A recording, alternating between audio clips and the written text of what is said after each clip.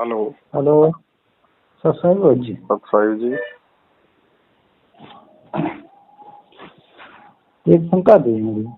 बताइए। ये मेरी शंका ये थी कि जैसे मेरी शादी हो गई है, हम्म, बहुत पहले हो गई। हम्म, कदे अभी बच्चे बच्चे तो है नहीं। जो कदे एक वीडियो देखी थी तुम्हारी मैंने हम्म, किसी के ऊपर, हम्म, जैसे स्त्री पुरुष के विषय में। हम्म, वैसे ये अगर भक्ति मार्ग में तो ये जायज नहीं है। हम्म। और जैसे अपना वंश चलाना हो तो फिर क्या करा जाए? वंश चलाओ। वंश चलाने के लिए परमात्मा ने कब मना किया? मालिक ने कहा कि अपनी औरत तक सीमित रहो, और जो तुम्हारे बच्चे हो जाएं, समझदार हो जाएं, उसके बाद इस क्रिया से दूर हो जाओ, फिर परमात्मा का भजन करो। अच्छा। ये थोड़ी कहा कि शादी मत करो, शादी करो तो बच्चे पैदा मत करो। ये थोड़ी कहा परमात्मा ने। परमात्मा ने तो खुद ही लीला करके दिखाई है बच्चे पैदा करने की।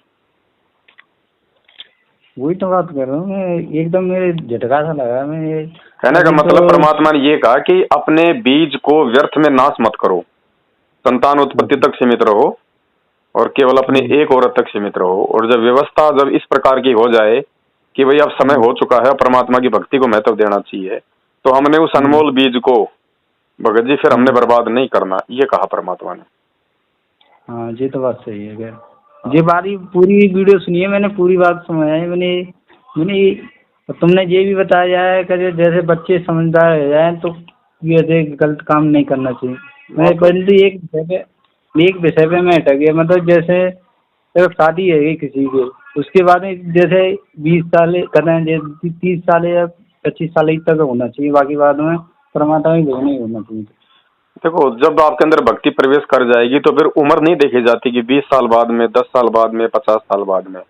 जब आपके अंदर एक बार भक्ति प्रवेश कर जाए, परमात्मा प्रेरणा हो जाए और आपकी इच्छा उन चीजों से हट जाए तो हट जाओ।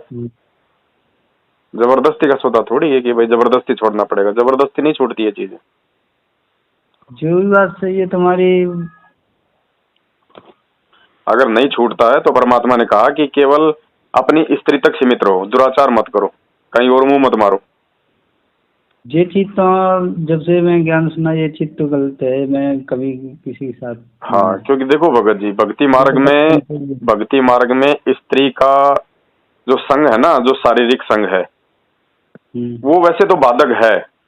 परमात्मा ने देखो, ये कोई जरूरी नहीं है कि भाई हम बच्चे पैदा नहीं करेंगे तो परमात्मा की आत्मा कहाँ से आएंगी, या हमारा वंश कैसे चलेगा।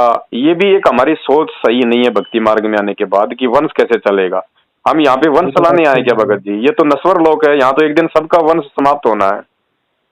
वो तो इसीलिए परमात्मा ने कहा है ज्ञानी आत्माओं के लिए कि आग पराई आपनी, हाथ दिए जल जाए, नारी पराई आपनी, भोगे सर्वस जाए। ये तो दोनों के लिए बात हो गई, पराई भी अपनी भी। हाँ, तो मालिक ने कहा ना, आग चाहे पड़ोसी की हो चाहे आपकी अपने घर की हो, अगर हाथ दोगे तो आप जलोगे ना। तो औरत चाहे अपने खुद की भोगो या चाहे दुराचार करके किसी और की भोगो, वो दोनों नुकसानदायक है भक्ति मार्ग में। लेकिन परमात्मा ने एक ऑप्शन दे दिया कि ये जबरदस्ती का काम नहीं है। जब आपकी व्यवस्था ऐसी हो जाए, अंदर आपके भक्ति प्रवेश करेगी तो ऑटोमेटिक आपकी इच्छा बंद हो जाएगी। ये जबरदस्ती करोगे तो नहीं होगा भगत जी। जबरदस्ती आप 1 महीने रुक जाओगे, 2 महीने रुक जाओगे, 6 महीने रुक जाओगे, फिर काल पता नहीं सेकंडों में आपका दिमाग चेंज कर देगा। तो जबरदस्ती का काम नहीं बताया परमात्मा ने। आप भक्ति करो। परमात्मा कहते हैं मर्यादा में रह के भक्ति करते रहो, एक दिन ऐसा आएगा आपकी खुद की इच्छा समाप्त हो जाएगी। अच्छा, वैसे तो अभी मेरी उम्र की क्या है, मेरे ऐसा 20 इस काम की कोई उम्र नहीं होती भगत जी। इस काम की कोई उम्र थोड़ी होती है कि आप 25-30 साल के हैं तो आपको करना जरूरी है। इसकी कोई उम्र नहीं। जब ज्ञान समझ में आ जाए तो बड़े बड़े ऋषि महर्षियों ने तो शादियां तक नहीं करवाई भगत जी। वो तो कहती है, तुम्हें उदाहरण में सब भी देते है ना। सनक सनंदन है, ब्रह्मा जी के 5 पुत्र हैं, उन्होंने क्यों नहीं शादी करवाई? अपनी उम्र तक नहीं बढ़वा रहे हो। चलो ठीक है। क्योंकि उनको पता है कि जैसी उम्र बढ़ेगी तो मन में विकार उत्पन्न होंगे, विकार उत्पन्न होंगे तो भक्ति नहीं बन पाएगी। ये तो है। और आजकल तो ऐसा माहौल चल रहा है जैसे एक बार एक और शंका भगत जी। जैसे हम करें, जैसे 10वें अंश का पैसे किसी तरीके से निकाले जाते हैं, जैसे हमारी सेल, जैसे रोज की हमारी 500 रुपये की वो है मैंने तो मतलब, तो उसमें से कौन सी तरीके से डिवाइड करके निकाल रहे 500 रुपये का 10वां हिस्सा 50 रुपये बनते हैं। हैं? अच्छा, 50 रुपया मेरे खाने में परमात्मा भी के लिए आया निकाल था। सकते हो। 50 रुपया परमात्मा के लिए निकाल सकते हो भगत जी। आपका 10वां अंश अगर 500 रुपया आप कमा रहे हो तो उसका 10वां हिस्सा बनता है 50 रुपये। तो महीने के मेरे 15-16 हजार है, तो 1600 रुपये बनेंगे। हाँ तो बिल्कुल। चलो ठीक है, कोई सेवा हो तो बता देना भगत जी। सेवा भगत जी वर्तमान में तो अपनी भक्ति मर्यादा में रह के कर लें, एक मार्ग पे हम टिके रहें हैं, आपस में राग द्वेष ईर्ष्या को दिलो दिमाग से निकाल दें। मैं तो समझता हूँ यही सबसे बड़ी सेवा है। नो करा भगत जी, कुछ तो हाथ में से छूटे, अभी तक तो कुछ नहीं करा सेवा मैंने। जब से सेवा परमात्मा योग्य आत्माओं को देता है, पात्र आत्माओं को देता है, और पात्र वो होता है जो केवल अपने गुरु को भगवान माने, राग द्वेष ईर्ष्या से दूर रहे, सच को सच और गलत को गलत कहे, ना किसी से कोई लोभ लालच की इच्छा रखे, ना किसी को लूटने ठगने की कोई इच्छा रखे। वो भगत जी वो होता है पात्र, उसको परमात्मा सेवा देता है। वो पात्र यदि जबरदस्ती करके सेवा ले भी लेगा तो वो टिक नहीं पाएगा। मेरी सुनो भगत जी, जैसा तल मैंने दान नहीं ढंग से नहीं किया कर पाया अभी तक, तो आगे क्या मिलेगा मेरे को? अभी तो भगत जी सब में कमियां हैं, अपने आप में पूर्ण कोई नहीं है। अभी तो खुद भगवान संघर्ष कर रहा है, हम कहाँ से भक्ति कर लेंगे? अभी समय आएगा भक्ति का। गुरु जी से जब मैं एक करोता कांड हुआ था, उससे 1 महीने पहले मिला था, 2 बार ही मिला हूँ वैसे। उसके बाद एक बार तो मैंने दान पेटी में पैसे ही नहीं डाल पाए, मेरे को ध्यान है शुरुआत पहली बार की। दूसरी बार गया था, फिर एक बार कल एक बार डाले थे, फिर बाकी बार में डाले ही नहीं। फिर इसमें मैनेजमेंट के चक्कर में फंस गया था, जो 4-5 बार ही उसमें डाले आया था, फिर उसको वो तो कहीं पे भी नहीं आया, वो तो पाप में ही लग गया। आगे से सावधान रहो भगत जी, अपनी भक्ति करो, मालिक से प्रार्थना कर पे, है ना। पहले हम भगत तो बन जाएं भगत जी। अभी देखो ठीक है भक्ति हम कर रहे हैं, लेकिन भगत जी भक्ति हमारी वर्तमान में बन नहीं रही किसी की भी। क्यों नहीं बन रही? भगवान हमारा जेल में बैठा, संगत में राग द्वेष ईर्ष्या फैली हुई है, दो पार्ट बने हुए हैं, भगत आपस में रोजाना कुत्ता लड़ाई लड़ रहे हैं, भक्ति में राजनीति का प्रवेश कर दिया, धर्म के नाम पे लोगों ने पाखंड शुरू कर दिया। अभी तो भगत जी छटनी का समय है, भक्ति का समय थोड़ी है। भक्ति के समय के लिए तो परमात्मा ये छटनी कर रहा है, संघर्ष कर रहा है। ये जो गंदगी है ना, ये निकलेगी अभी भगत जी। जब तक गंदगी पूरी नहीं निकलेगी तब तक घी को, भगत जी जो किसान होता है, जो घी निकालता है, जब तक वो पूरी गंदगी उसको घी को गर्म कर करके निकाल नहीं देता है, तब तक वो घी को किसी अलग से पात्र में नहीं रखता। उसको पता है थोड़ी सी भी गंदगी रह गई तो घी जो है वो बदबू मार देगा, कि किसी काम का नहीं रहेगा। वो तो है। इसलिए परमात्मा कहते हैं जैसे संगत में कुसंगत उपजे, जैसे बण में बांस, आप पे घिस घिस आग लगा ले करे औरा का भी नाश। तो ये साल 6 महीने में सारी जो गंदगी है ना ये निकल जाएगी भगत जी।